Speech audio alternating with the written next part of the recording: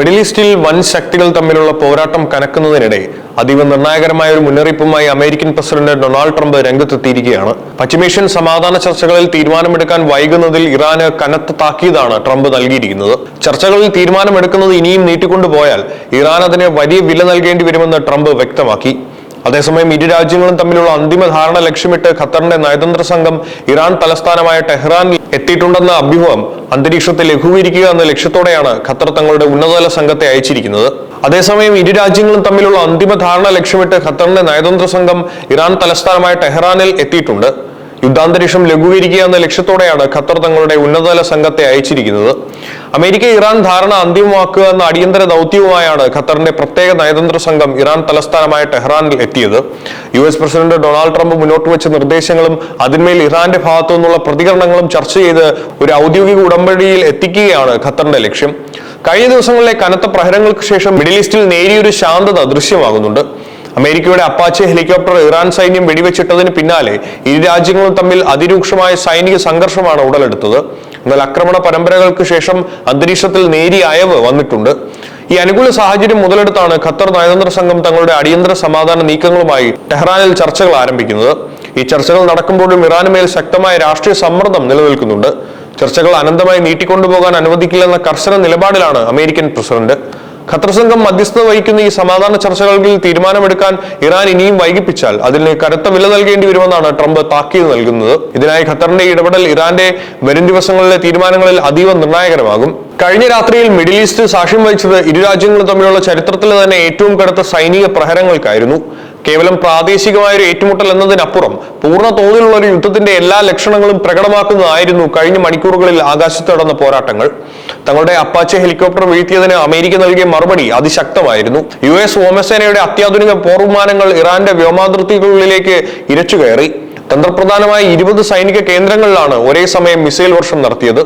Hormuz തീരമേഖലയിലെ ഇറാന്റെ പ്രധാന radar സംവിധാനങ്ങളും ടെലികമ്മ്യൂണിക്കേഷൻ കേന്ദ്രങ്ങളും ഈ ആക്രമണത്തിൽ തകർക്കപ്പെട്ടു.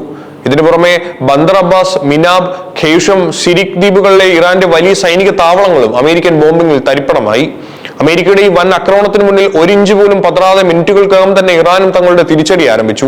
അമേരിക്കയുടെ വ്യോമനാവിക കരുത്തിനെ ലക്ഷ്യമിട്ട് US-ന്റെ 21 തന്ത്രപ്രധാന കേന്ദ്രങ്ങളിലേക്കാണ് ഇറാൻ മിസൈൽ അയച്ചത്. ജോർദാനിൽ നിലയുറപ്പിച്ചിരുന്ന അമേരിക്കയുടെ അഭിമാനമായ F-35 വിമാനങ്ങളുടെ ഹാങ്ങറുകൾ, ബഹ്റൈനിലെ US 5ാം കപ്പൽപ്പട താവളം, കുവൈത്തിലെ സലീം അൽ സാലിം വ്യോമതാവളം എന്നിവയ്ക്ക് നേരെയാണ് ഇറാൻ കനത്ത പ്രഹരമേൽപ്പിച്ചത്. ഇതിൽ ജോർദാനിലെ US കേന്ദ്രങ്ങളിലാണ് ഏറ്റവും വലിയ നാശനഷ്ടം ഉണ്ടായതെന്നാണ് റിപ്പോർട്ടുകൾ സൂചിപ്പിക്കുന്നത്. ഈ പ്രത്യാക്രമണത്തിനായി ഇറാൻ തങ്ങളുടെ ഏറ്റവും മാരകമായ മിസൈൽ ശേഖരമാണ് പുറത്തെടുത്തത്. അമേരിക്കൻ പ്രതിരോധ കോട്ടകളെ ഭേദിക്കാൻ ഖത്തർ, ഇമാദ്, ഖൈബർ, സിജിൽ തുടങ്ങിയ അത്യാധുനിക ഖര ഇന്ധന ദീർഘദൂര മിസൈലുകളാണ് ഇറാൻ ഉപയോഗിച്ചത്. അതിവേഗത്തിൽ ലക്ഷ്യസ്ഥാനത്തേക്ക് കുതിക്കാൻ കഴിയുന്ന ഈ മിസൈലുകളുടെ പതനം മിഡിൽ ഈസ്റ്റിലെ US സൈന്യത്തിന്റെ വലിയ രീതിയിൽ ഞെട്ടിച്ചിരിക്കുകയാണ്. ഈ അടിയും തിരിച്ചടിയും മേഖലയെ ഒരു വലിയ യുദ്ധത്തിന്റെ നിഴലിലേക്ക് മാറ്റിയിരിക്കുന്നു. അമേരിക്കയുടെ വ്യോമാക്രമണവും അതിന് മണിക്കൂറുകൾക്കകം ഇറാന്റെ ഭാഗത്തു നിന്നുണ്ടായ മിസൈൽ വർഷവും പശ്ചിമേഷ്യയെ പൂർണ്ണ തോതിലുള്ള ഒരു പ്രാദേശിക യുദ്ധത്തിലേക്ക് തള്ളിവിടുമെന്ന അവസ്ഥയിലാണ്. സ്ഥിതിഗതികൾ ഇത്രത്തോളം സ്ഫോടനാത്മകമായതോടെ മേഖലയിലെ മറ്റു പ്രമുഖ ശക്തികളും ഇപ്പോൾ ഈ വിഷയത്തിൽ അടിയന്തരമായി ഇടപെട്ടു കഴിഞ്ഞു. യുദ്ധം തങ്ങളുടെ അതിരുകളിലേക്ക് പടരാതിരിക്കാൻ അയൽ രാജ്യങ്ങൾ നയതന്ത്ര നീക്കങ്ങൾ ശക്തമാക്കിയിരിക്കുകയാണ്. ഈ വിഭാഗവും പരസ്പരം കനത്ത പ്രഹരമേൽപ്പിച്ചതോടെ മേഖലയിലെ സമാധാന അന്തരീക്ഷം പൂർണ്ണമായും തകർന്നു. ഈ സാഹചര്യം കൂടുതൽ വഷളാകാതിരിക്കാൻ സൗദി അറേബ്യയും തുർക്കിയും വിഷയത്തിൽ അടിയന്തരമായി ഇടപെട്ടിട്ടുണ്ട്. കൂടുതൽ സൈനിക നീക്കങ്ങളിൽ നിന്ന് ഇരു വിഭാഗവും പിന്തിരിയണമെന്നും ചർച്ചകളിലൂടെ പ്രശ്നപരിഹാരം കണ്ടെത്തണമെന്നുമാണ് ഇവർ ആവശ്യപ്പെടുന്നത്. സൈനികമായി തിരിച്ചടിക്കുന്നുണ്ടെങ്കിലും സാമ്പത്തികമായി ഇറാൻ കനത്ത പ്രതിസന്ധി നേരിടുന്നുണ്ട്. മേഖലയിൽ അമേരിക്ക തുടരുന്ന കർശനമായ നാവിക ഉപരോധം നിലവിൽ ഇറാനെ വലിയ രീതിയിൽ സമ്മർദ്ദത്തിലാക്കുന്നുണ്ട്. വ്യാപാര കപ്പലുകളുടെ നീക്കത്തെയും എണ്ണ കയറ്റുമതിയെയും ബാധിക്കുന്ന വിധത്തിലാണ് US നാവികസേന കപ്പൽപാതകൾ അടച്ചിരിക്കുന്നത്. ഇത് ഇറാന്റെ സാമ്പത്തിക സൈനിക നീക്കങ്ങളുടെ വേഗത കുറയ്ക്കാൻ ലക്ഷ്യമിടുന്ന അമേരിക്കയുടെ തന്ത്രപ്രധാനമായ നീക്കമാണ്. ഭരണകൂടത്തിന് മേൽ സമ്മർദ്ദമുണ്ടെങ്കിലും വിട്ടുവീഴ്ചയ്ക്ക് തയ്യാറില്ലെന്ന കടുത്ത നിലപാടിലാണ് ടെഹ്റാൻ. തങ്ങൾ ഒരു ഇഞ്ച് പോലും പിന്നോട്ടു പോകാൻ കഴിയില്ലെന്നും രാജ്യത്തെ പ്രതിരോധിക്കാൻ പൂർണ്ണ അവകാശമുണ്ടെന്നുമാണ് ഇറാന്റെ ഔദ്യോഗിക പ്രതികരണം. തങ്ങൾക്ക് ചുറ്റും തമ്പടിച്ചിരിക്കുന്ന വിദേശ സൈന്യങ്ങൾ എത്രയും പെട്ടെന്ന് പശ്ചിമേഷ്യയിൽ നിന്ന് സ്ഥലം വിടുന്നതാണ് നല്ലതെന്ന് ഇറാൻ വിദേശകാര്യമന്ത്രി കടുത്ത ഭാഷയിൽ മുന്നറിയിപ്പ് നൽകി കഴിഞ്ഞു. തങ്ങൾക്കെതിരെയുള്ള ഒരു ആക്രമണവും മറുപടി ലഭിക്കാതെ പോകില്ലെന്ന ഉറച്ച നിലപാടിലാണ് ഇറാൻ ഇപ്പോഴും മുന്നോട്ട് പോകുന്നത്.